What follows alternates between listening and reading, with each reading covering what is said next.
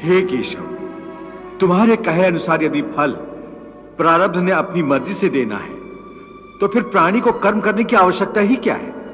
कर्म करने की आवश्यकता क्या है, यह जानने से पहले यह तो जान लो कि प्रारब्ध क्या है, प्रारब्ध कैसे बनती है।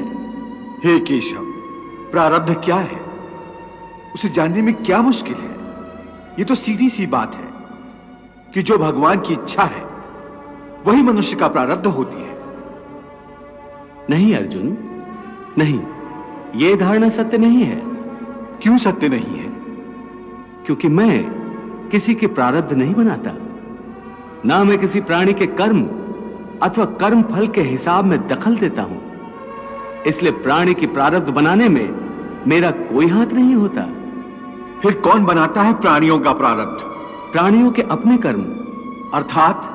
अर्थात ये कि प्राणी जैसे कर्म करेगा उसका वैसा ही फल पाएगा।